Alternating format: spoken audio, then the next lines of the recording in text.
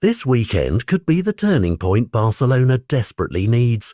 Two of the club's brightest young attackers, Alejandro Balde and Lamine Yamal, are edging toward medical clearance and could reappear in the squad for the looming La Liga showdown with Real Sociedad. That simple possibility changes the conversation. Not just about tomorrow's XE, but about how Hansi Flick will manage a stretch campaign that includes a monumental Champions League test. Barcelona haven't been immune to the injury bug. Gavi remains a longer-term absence and Marc Andre ter Stegen is still sidelined, leaving gaps that have been painfully obvious in recent fixtures.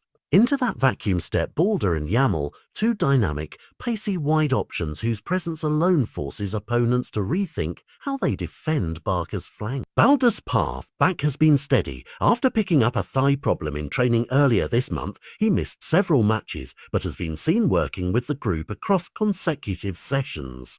That group training carries weight for a manager who prizes rhythm and fitness. And while Flick has been cautious, ruling out any immediate risk-heavy returns, medical staff and coaching signs point to him being available for the weekend fixture. For a full-back who loves to bomb on and provide width, Balde restores a natural outlet down the left and offers defensive solidity that lets teammates move inside without leaving the flank exposed. Lamine Yamal's recovery reads like a management play in slow motion.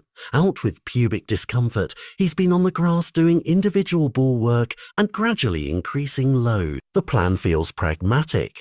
Bring him on for controlled minutes, let him rediscover match rhythm, and avoid the temptation to throw an 18-year-old straight back into a full 90 when the season's calendar is so congested. Even a short cameo from Yamal can tilt a game. Defenders must account for his trickery and directness, and that attention opens spaces elsewhere for Barcelona's more experienced attackers. Tactically, the pair's return gives Flick choices he didn't have: a full-back who overlaps and contributes to overloads, a winger who stretches lines and forces switches.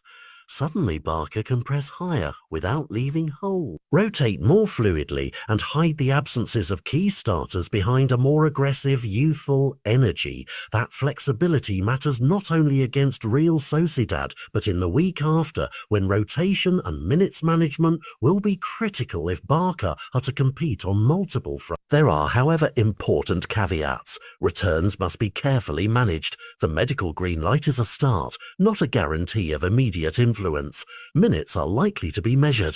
Think short, high-impact appearances to rebuild sharpness rather than marathon 90-minute shift. Flick's selection will balance the team's need for a spark with the broader imperative of keeping both players available for heavier matches ahead. For Real Sociedad, the prospect of facing Balde and Yamal alters preparations. They'll have to plan for quick transitions, overlapping full-back runs, and a sudden uptick in wide-area threat. That creates an intriguing chess match between two coaching staffs, one trying to unleash youthful momentum, the other aiming to neutralize it.